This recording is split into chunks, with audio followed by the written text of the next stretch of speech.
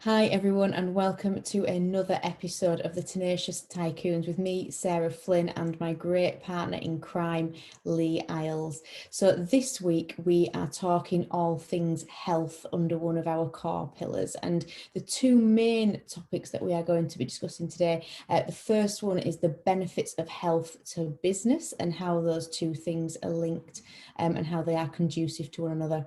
And then the second part we're going to speak about is our personal transformation.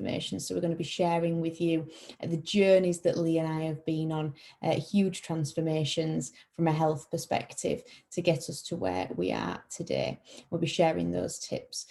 So as I said, the very first part of this is all around the benefits of health to business. And I am now going to hand over to Lee just to really annoy him and put him on the spot, because we like to do this to each other. So Lee, if you would like to give us a little introduction as to your thoughts on the benefits of health in business. Do you think there is a correlation between the two? Yeah, absolutely. So, hi everyone, it's Lee here again. And yeah, I've been put on the spot there, haven't I, Sarah? So, this is what we like to do. But yeah, we decided to have a chat about the benefits of being healthy and in particular being physically healthy as well, and what it does for you in your life and in your business. And yeah, I mean, I'm like one of the biggest advocates of this. What can I say? It's having a background and being trained up as a personal trainer makes a big impact on this, and that's why I actually did it, because I have a firm belief that you cannot get the most out of your life if you are not healthy. You cannot get any enjoyment, because if you're not healthy, you're not going to be able to go out and do the things that you want to do. You're not going to be able to experience the things you want to experience, and if you're not physically healthy either, then you're not going to be able to do that either. You're not, like, I'm a huge advocate of being quite physically strong. That's my personal passion, but the reason I'm such an advocate for it, and why I think most people should focus on having a good element of strength, is it just makes things simple. And a very, very basic example of this I like to share with people is just when you go shopping. You've got bags that you need to carry, even if it's just from your car to your front door. If you have a certain level of physical fitness, physical strength, then even just a simple task like that can be quite easy. Whereas you see so many people actually struggle doing something so simple, especially now in older age as well, because if you don't maintain that level of fitness, that level of health, then that is where your life is impacted. And I just honestly don't see how people can really benefit from a life without being fit and healthy. So on that, I'm actually going to pass that back to you, Sarah, and get your opinion of it.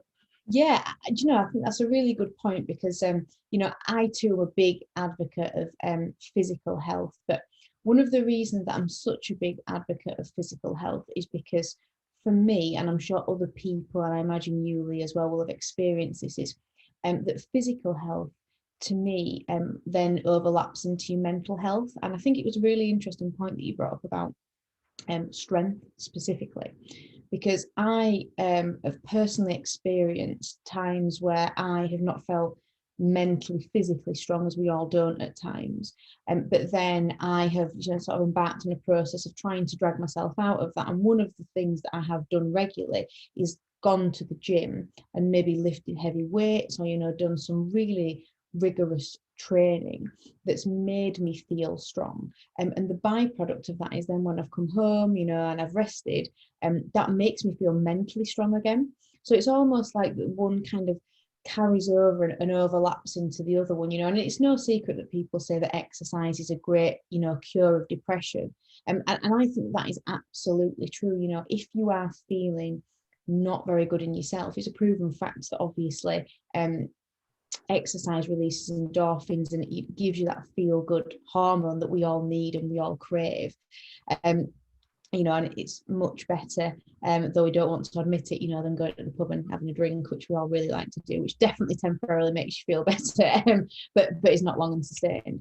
And I think from that perspective, for me, it's about that whole overlap. We talk a lot about in these podcasts, and just between you and I, Lee, specifically around the mindset of having to endure day-to-day business and the strength that takes. And for me, one leads into the other, that kind of physical element of health and fitness really kind of plays out into your mindset and how you feel mentally and how prepared you feel for life, which then obviously plays out into how you conduct your business, and how you react to things. It's coming back to that whole piece around resiliency. And interestingly enough, you and I have both had a really tough week in business this week, and we were just speaking about that before we came on today. And neither of us could get through those really difficult times if we're not physically and mentally equipped to be able to deal with those challenges. I don't know if you agree with that. I absolutely do. And it's similarly on the point that you made about the impact on your mental health of being physically healthy as well. To give another example, which is again a current one for me, is, as you know, I've hurt my back recently, and to the point that when I feel the pain of that, it can be quite impactful in my day-to-day life. Not that it physically stops me doing things, because I can move through the pain, I can work through it, and the things I can do to obviously mitigate that, whether it be painkillers, stretching, whatever it may be. But there is that psychological impact of, if I am walking around, or I stand up, or I've woken up and my back is increasing pain, which at the moment it has been, especially the last couple of days, it just really demotivates me in terms of what I want to do. But if I manage to stretch through that and make it feel a bit better, it's the same thing as when I've trained in the past, when I can, and I go and get the satisfaction of lifting something really heavy off the floor, or doing a really heavy squat or something like that at the gym, which is my passion. It's the mental kickstart that gives you, for lack of a better phrase. It's the satisfaction. People always talk about the small wins in life and the little wins that you can have, and rewarding yourself for these. And the rewards don't have to be anything tangible. It could just be a pat on the back for yourself. But that's the impact that I always got from the gym, where I go and I succeed at a certain lift, and if it's an increase on your personal best or something like that, that's a small win, and you do celebrate that. So you ramp yourself up and you get yourself ready to go. Then you perform the exercise and the lift, and then you get it completed, and you get that overwhelming sense of satisfaction. You get the knock-on effect chemically from your endorphins and certain other parts of our biological systems, and it just helps lift your mood. And let's be fair, if you're going in, and certainly in my situation, lifting like a particularly heavy weight, you're not going to go in and do that if you're miserable, because you just can't. You really have to get yourself in the zone. We spoke about it on the first episode that we did, about how people get themselves in the zone. And if you're not in the zone to do something, you generally won't do it. It doesn't have to be just exercise related. If you're not in the zone to do anything in your business, and you've got a load of admin you need to do, you're not going to do it, or you're not going to enjoy it, or you're going to resent your business. Or similarly, if you're going out to meet friends and you're just not in the mood, and you're feeling down and you don't want to do it, then you may still make yourself go. You may not, you may stop yourself, which means that you're missing out. But even if you do go and you're still miserable, then you're not necessarily only just not enjoying it yourself, but you can be impacting the mood of others. So by getting yourself out of that state and having a more uplifted energy physically, and certainly having a good healthy lifestyle and good health in general adds to that, then that means that you get more enjoyment out of your day-to-day life. Yeah, absolutely. I couldn't agree with you more. It's that whole piece, isn't it, about how everything physically that you do is correlated directly to your mental state, is correlated then, and plays out in your business. And I do think it's interesting, because the other thing to me about physical health, particularly, is that it's hard. Like it's not easy, and that's why people don't do it. And I think that's why there's such a big correlation between people that are very sort of regimented and very good at having a physical routine, from a health perspective and an exercise perspective. A lot of those people are the people that succeed in business. And some people would sit here and play devil's advocate and say, probably to you and I, Lee, well, Sarah, you telling me that I have to be super fit to run a really successful business? Absolutely no, I'm not saying that. But what I am saying is there are lots of similarities between trying to be physically fit and having that consistency and having that routine and having that regimented approach, that you would have to translate all those the same skill set, that's what I'm trying to say, over into the business world. And I think that's why you see a lot of people that run very successful businesses equally have very structured, good routines of health that they always put before business. Like the health will always come first. But it is that thing, exercise is hard. People don't want to do it. And that's no different to taking that first step in business. It's hard and nobody wants to take it. But that having that physical and mental well-being genuinely comes before anything. And what people will say that run a successful business, everybody that I've ever spoke to, they will always say, I have a really good routine. And I know we were kind of speaking about this last week, but we're speaking on a more broad scale, but a lot of them will have very, very strict diets. They will have very strict physical, health routines, exercise routines that they will go through religiously. Generally, most of the time, all of them will do it before they start any business practices on a morning. That is the first thing that we'll do. We'll get the body right, get the mind right. And it's funny because I was thinking about this before we were recording today. Like, it's so cliche, this whole kind of mind, body, and soul piece, that people say, and but it is the truth, as cliche as it sounds and as annoying as that phrase has become, and it's so overused. It is the truth, because getting all those bits right, being in the best physical health that you can be in, and being in the best possible mental state that you can be in, sets you up to make the right business decisions, and it makes business easier, without a doubt. And I don't think anybody you speak to that's set up a successful business and is running a successful business would ever doubt, ever say otherwise. The two are so strongly linked. But as I say, that's probably because they both have similar skill sets. It's about having routine and regimented and resiliency and pushing yourself a lot of the time outside your comfort zone. Choose what anybody says, there's probably 2% of the entire population that genuinely want to go for a run in the pouring down rain and it's -3. Not many people want to do it, but the people who succeed in business also generally tend to be the people that will push themselves to do the run in the rain, at 2 a.m, in like ridiculous conditions, because they have that resiliency. And I do think that, like I say, if you're starting up in business, and you're thinking about how you can be resilient, using skills and drawing on skills from exercise, I think is a very good way to kind of transfer those skills from a kind of resiliency perspective, because a lot of those things about pushing yourself, things you necessarily don't want to do, particularly when it comes to exercise, definitely are mirrored over into the business world. Yeah, I agree. And while you've been talking there, it's occurred to me that there's 3 kind of key characteristics that define successful people, whether that's in business or otherwise. But they're the same key characteristics that determine the people who do well when they're exercising, whether that be getting up and going for a run in the rain or going to the gym. So the first one I thought of there was, it's the discipline. It's the discipline to be able to get the things done that you need to do, to want to get up and do what it is you need to do, whether that is getting up and going for a run, whether it's going to the gym to lift a few weights, or whether it's getting up and doing the crap tasks, for want of a better phrase, in your business. Then you've got the drive and the ambition.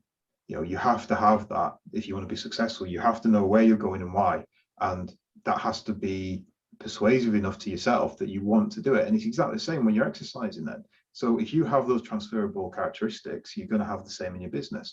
And then the third one there was what you've already mentioned, which is resiliency. So applying all 3 to my example, when I go to the gym and lift my weights, I've got to have the discipline to get myself out of bed, to get to the gym, to go and really try and push myself to lift heavier and heavier weight, because I like to be strong. Then I've got to have the drive and the ambition behind that, which is, well, what am I doing it for? Well, I want to be physically strong for X, Y, and Z reasons. Plus, I've got my goals set around those as tangible things I can reach. And then the resiliency, because at the end of the day, in my example, it hurts like hell when you're breaking down your muscle to lift a load of heavy weight so you can get stronger. So you have to push through the pain a little bit. But at the same time, you have to have that resilience of, sometimes you won't lift what you need to lift. And that's okay. You will do it next time, or you'll modify what you're doing to get there. Or you may suffer a bit more pain. You may have an injury like I currently have and carrying that. So you have to have the resiliency to keep on going through that, or to modify what you're doing to work around it. And I think if you have those 3 in particular, 3 characteristics I've just mentioned, they are so transferable over to just being successful generally. But again, apply them to your business. You have the discipline to get up early in the morning to get your critical tasks out of the way. before you move on to the more enjoyable things potentially that you're then allowed to do. You have the drive and the ambition to make successful business, to make success of your life, and then you have the resiliency to keep on going when, as you've already mentioned, you have crap weeks and crap days like we're currently having this week. If you have those characteristics, you get through it. And if you have them in one element of your life, then you're going to have them in another. And backing that up by being physically healthy and physically fit, it just helps the situation, in my honest opinion. Yeah, completely. I wholly agree with all the points that you've just raised there, Lee. And I think we've talked a lot about being physically healthy. And I think we've talked a lot about exercise specifically, I think, in the first sort of 10 minutes. And I think actually, another huge part, and ironically, the myth, maybe the reality, who knows, is that apparently, eating and having a good diet makes up 80% of kind of your total fitness levels, I suppose, and the other 20% is made up from exercise and keeping physically healthy. And I think the diet aspect is also another really, really big thing, because it really plays out in your mental health. As you and I will probably talk about when we talk about our own transformations that we've been on. But it's so true, when I think back to the days when I didn't eat so well, and the difference between a McDonald's milkshake and a protein shake, the hilarity is it genuinely does make me feel different when I have those things. And that's, and although the McDonald's milkshake makes me feel great in the moment, the remorse and the regret and the woe and self-pity afterwards is terrible. And it does physically make you feel a bit sluggish when you eat fatty food and you don't feel the same, whereas if I'm having like a smoothie or a protein shake or something that's a lot better for me, I feel good that I've had it and I don't have any of those afterthoughts, and that does make me feel better for the day. So like I'm eating that food or I'm drinking those smoothies or whatever I'm doing, and then like I'm off to do another task and I feel really upbeat about life and my business. And I think the two just play such a tremendous role in kind of how you operate in your day-to-day life, and you can't really put a price on that for me. Yeah, it's something I did want to touch on very, very briefly, and I will try and keep this very brief because, as we both know, we can both talk, but me in particular. Yeah. But again, it's a key passionate subject of mine. But that message of when people looking to lose weight, as a very basic example, they always focus on doing the exercise, but it's not the exercise that gets you the weight off, it's the diet. There's no point in exercising on a regular basis 30 minutes, an hour a day when you're eating 6,000 calories of sugar. It just doesn't work. But it's also what you just said as well, it's the physical health that you have as a knock-on impact of eating well. There's certain foods, and again, big topic, not going to go into it, but there's certain foods that if you eat them, they will naturally release energy into your system and they will help. And again, that's all around about your nutrition side of things. Conversely though, there are also the certain types of foods that will have the negative impact. So your example there of going to McDonald's and having a milkshake, the amount of sugar that's in that, because it's ice cream and it's full of sugar because of what they want to do, and various fats as well. The problem with that is that they give you that short-term burst of elation because it's a sugar high. That's why it's called a sugar high. Inevitably, then you have the crash. And that's the problem when you don't eat well and you eat junk food. Sometimes it's good to do it. Sometimes it's good to relax and allow yourself to do these things. And that is part of a healthy, balanced diet. But if that's all you do and you're constantly going on a high and crashing, it's the same when people drink coffee all the time or just have a lot of caffeine. You go on that high and then you crash, and then you go on another high and then you crash. That's not sustainable, well, as far as I'm concerned, especially if you're trying to be successful. I mean, if you need to rely on a cup of coffee every half an hour, when are you going to get any work done because you're constantly brewing the kettle? So yeah, the key point there is that your diet is so important. It's actually more important in my mind than the physical aspect. You need both, but the focus should be on the diet first, that leads into the physicality, because that makes you fit. What makes you healthy is your nutrition and your intake. So I think we did have that on our list originally to talk about today, but we chose not to, just to try and condense the time a little bit, because we do talk, as we've already mentioned. But I think that's really important for us to come back to at some point. But what we were kind of keen to share today as well was not just our opinions of why being physically healthy and being physically fit is such an important part of your life, and certainly part of your business as well, but also how that's positively impacted us, and why we have that belief based on our own experiences. So I'll hand it back to you, Sarah. Do you want to go first and share your story a bit there? Yeah, completely. Thanks, Lee. And I agree. I think it's all right us talking, but like you say, what does it mean, and why do we feel that we're experts in this subject? And I think one of the reasons that Lee and I wanted to speak about this is just through genuine circumstance. You know, anybody that's listened to our podcast and seen our YouTube from the start will know that Lee and I don't know each other, you know, for a long time. We haven't got this long-standing friendship.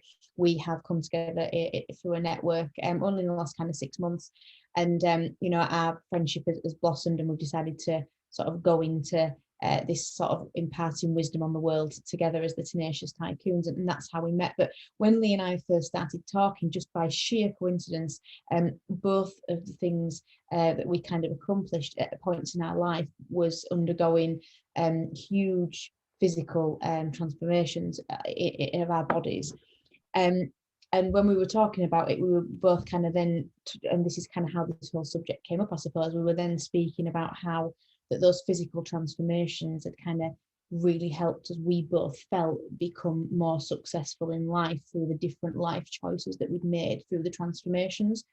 So a little bit of background about kind of what happened with me was, as a kid, I was never thin. I was very good at eating exactly what I wanted, and nobody really put the brakes on that. We had all the really nice things in life. I was very fortunate. And you know, one of the things really that we had in our house a lot, and I'm just thinking about this now, it's making me laugh, was we had a goodie cupboard. And essentially in this goodie cupboard was just absolutely laden, and I mean laden, with chocolate and crisps and sweets and cakes and all the nice things that as a child you really like to eat. And there was no lock on it, and there was no you know, there was no kind of times when we couldn't touch it. It was very much a free for all. And you know, it was a really fond memory as a kid. but you know, didn't really serve me very well in life. And you know, just a caveat, my parents weren't feeding me up, and that definitely wasn't the sole reason that I had a poor diet. You know, lots of other life choices along the way. You know, I found alcohol when I was 18. That's an awful thing that makes you pile on the pounds. I definitely had no interest in exercise. You know, and I very much just led that kind of typical carefree lifestyle, I suppose, when it came to my attitude about my own physical health. As many people do when you're young, you don't really understand the importance of it, etc. And that was all kind of fine. You know, I had some small periods in my life of being marginally bullied for being bigger when I was at school. Not that it ever bothered me. You know, I was very lucky that a bit of kind of water products back. I've always been quite resilient, so the comments never really affected me.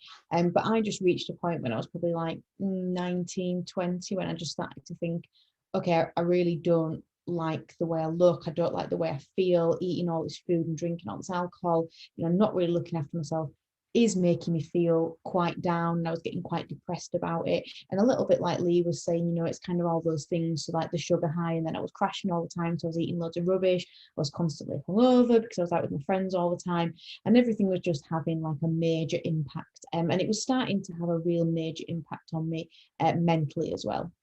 And I just woke up one day, I'd started to watch a couple of things on YouTube and see some bits about people who had undergone quite major transformations and they'd become really fit and healthy, and I could see how it had benefited them and how happy they were.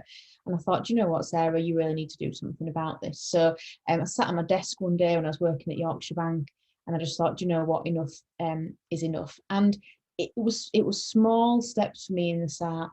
And it wasn't about exercise. It genuinely was just about food, which was interesting, you know, what Lee and I were talking about. Not that I knew this 80-20 split at all at the time. I just decided that it was easier for me to change what I eat than embark on trying to run a marathon, because that was too much for me in my head at the time.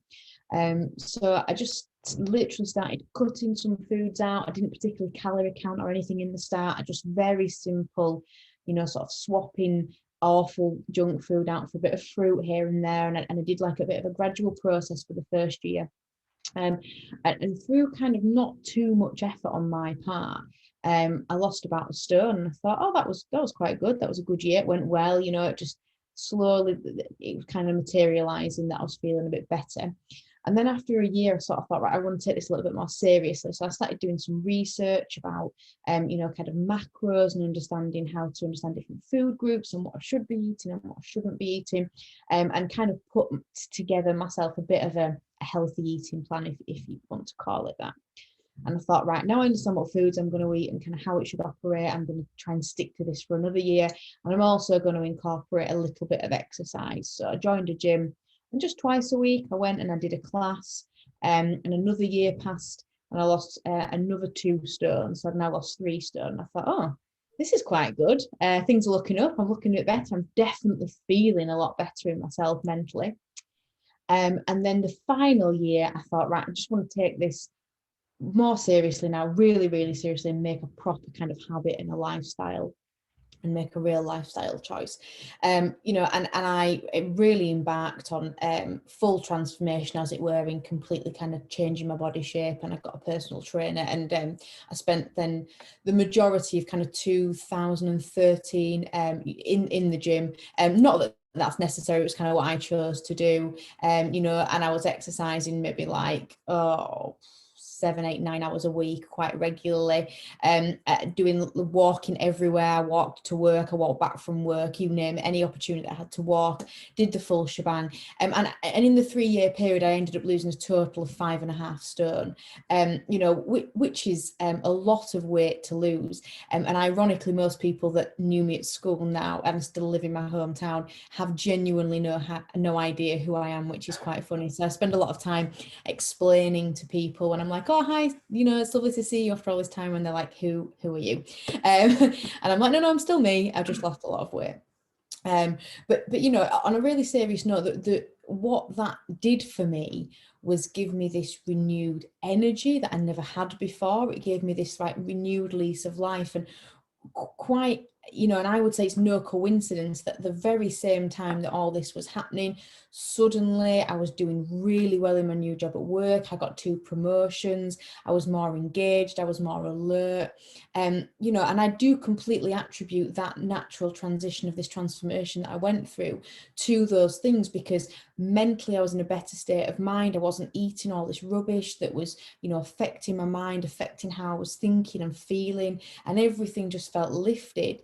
And in this kind of, by the end of this 3-year period, I was just like beaming. I was like genuinely a new person, and lots of people said that they could kind of see that in me. But I've taken all those things that I've learned, and as I said, all that kind of discipline, as you rightfully said, Lee, that I learned in those years, and translated it then when I started a business into the business world, and it's really stuck with me, and I've kept those routines, and I've never, luckily, thankfully, I've never put the weight back on. I've been very kind of rigid and regimented from that perspective, and for the most part, I definitely don't exercise to the degree I did, though, just to be clear that I've got a little kid now, and things are very different, as anybody listening knows if you've got children, but yes, I think just undergoing that whole process, I could really see how it benefited me, and how it has continued to benefit me from keeping up that lifestyle from a business perspective. Yeah, that's fantastic. And let me be the first to say thanks for sharing. It's actually been really interesting, because I've not heard that story before. So it's good to get that bit of insight into your journey with it, and just the impact that it's had on you, and the benefits that you've seen from it. Yeah. And while I've been listening as well, I've been drawing the comparisons, obviously, because I'm about to share mine in terms of what I've done, where I've come from, and there are similarities, but there was one kind of key event with me that changed things. So without going into detail, my background's not too dissimilar in that I was always the chubby kid. I was bullied at school. I had various personal issues going on all through my childhood and things like that. So I never really had the best foundation to kind of be the fittest and healthiest. But I did enjoy certain parts of exercise. I used to be a really, really good swimmer, and I used to love that. I actually miss it.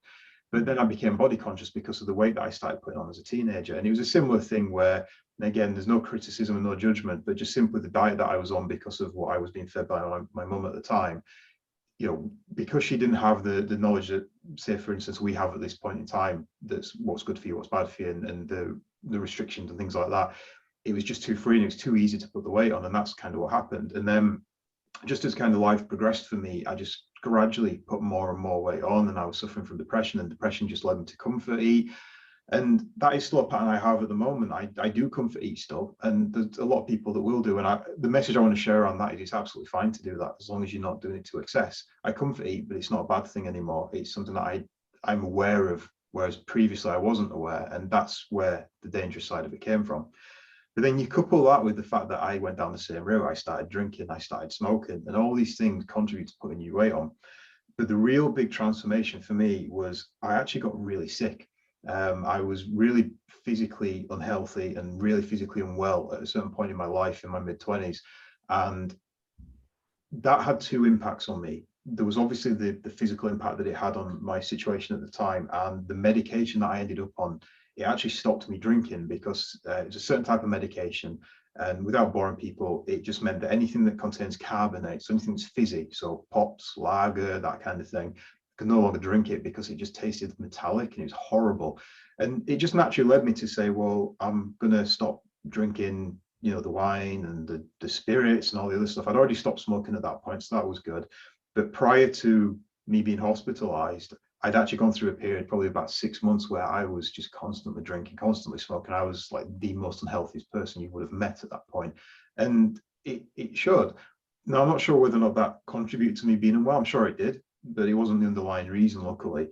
But then what happened was, after being sick for a few years and being on the medication for a few years and then just being forced, in essence, to not drink and not do these things, I came off the meds and I thought, well, why not try drinking it? Because that's what people do. So I tried that and I hated it. I hated the taste. Couldn't do it anymore. And to this day, I do not drink anymore because I just don't enjoy it. And that's fine. I've got nothing against those that do. I got out of the habit. I no longer need it.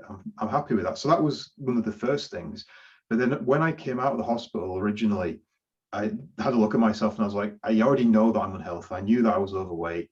I knew that I was unfit. And as much as I tried to remedy that in the past, I'd never been able to.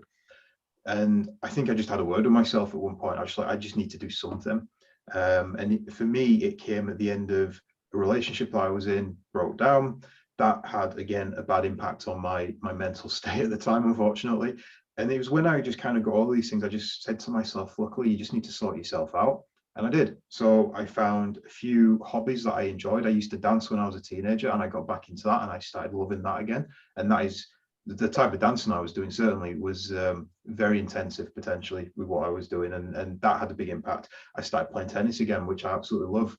And that had a big impact. I then finally got myself to the gym. And again, as most people will be aware of, when you go to the gym and you just join in, more often than not, if you've just becoming a member, they will give you a free session with a personal trainer. So I thought, well, I don't think I need one, but I'll try it. So I did. And I clicked with the PT, really enjoyed what he was teaching me. So I continued on with him. I enjoyed the gym and I found strength training. Whereas in the past, I'd always gone to the gym and tried the treadmills, the rowing machines, the spin bikes, and I hated them because I'm not a cardio person. I never really have been, although I do like my spinning. I do actually like rowing, but hitting the treadmill and just running for hours and then I hated it. But the strength training, there was something about it for me, of the whole thing of being able to lift heavy weight and seeing the impact that had on my body and my own well-being. That's what kept me going. And then what I did is I continued working with a PT, not for, you know, go to the gym and beast me and train me, but to teach me, you know, teach me about my own body and how the mechanics of it work. And as I mentioned, that's what led me to get certified, not because I really wanted to train other people, but because I wanted to understand it in more detail for myself.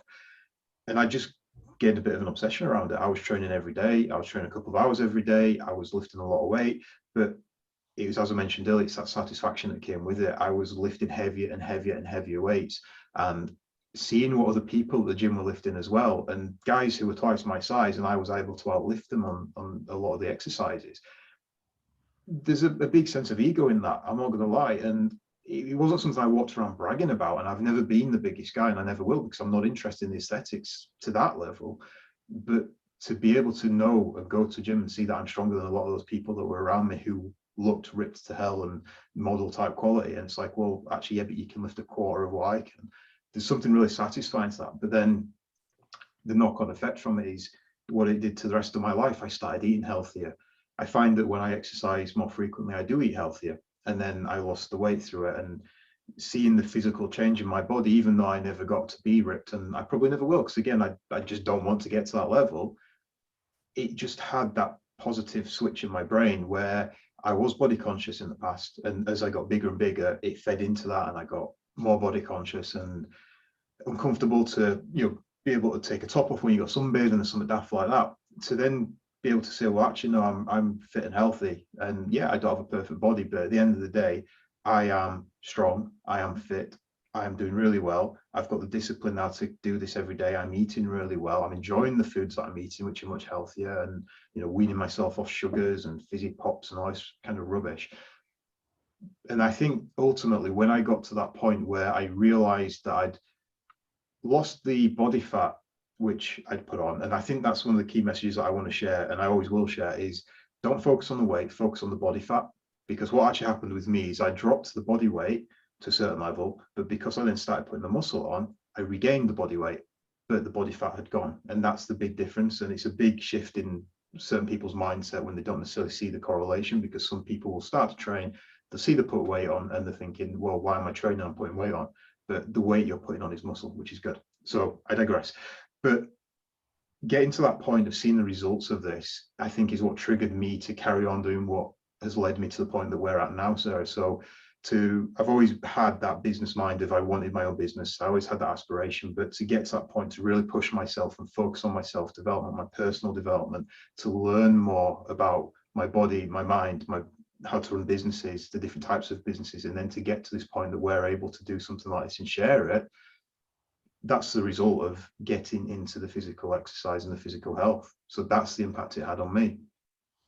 Oh, honestly, that's an amazing story, Lee. Thank you so much for sharing a little bit like you. And it's great because, like you say, we've had this conversation before, but never this in depth. So I'm also learning a lot about you and your background. And interesting that we've got very kind of similar stories in a way, which is phenomenal. Actually, I've really enjoyed that. I think a couple of things. Actually, just to finish off, listening to what you had to say, and I was thinking there, when you said I'm never going to have the perfect body. There's no such thing as the perfect body. And I know you know that, but I just think we need to say that out loud, because everybody should know that there's no such thing as a perfect body. It's your body and it's your temple. And if you feel okay with it, that's what's important. And I think that's the message, really, the key message from today, is that you have to feel fit and healthy in whatever form that takes. It's not about being 5 stone, 10 stone, 20 stone. It's not, it is about, do you feel comfortable and happy and well enough and physically well enough to be able to go out and do whatever you need to do, and it's not stopping you, and I think that's vitally important. I think the other piece that you brought up, which was really key, and I wish I'd have said it because it was so good, was about the body fat piece. I think that is absolutely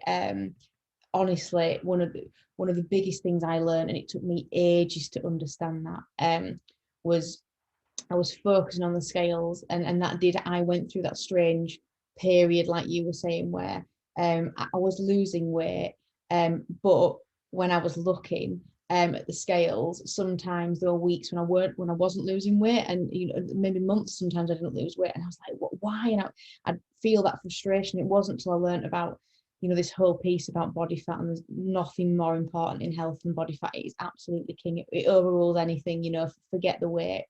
And then when I started monitoring my body fat, quite often, like you were saying, I would see that maybe my weight didn't change for a few months, but my body fat changed, that was coming down. So I think that was absolutely great point, that you definitely stole from me in my mind, Lee, is what I would say.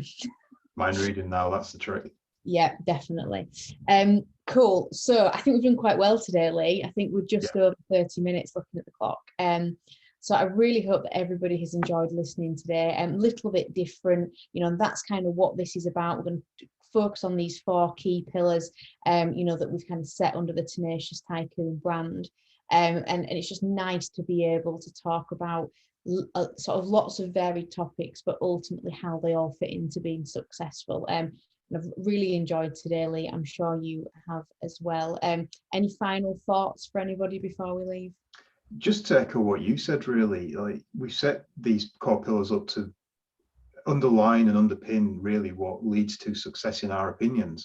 Again, it's a contentious point because everyone has their own opinion, but setting yourself up for success is key, and having that healthy lifestyle, having the the physical health, the physical fitness, it's just so important. And I don't honestly believe that without that you can really succeed, because you will have rubbish sleep, you'll be tired, you won't have the energy, you won't have the inclination to do things. Whereas the inverse of that is where you are physically healthy, or you're coming out of the resultant sessions and things like that, that it just has such a knock-on impact.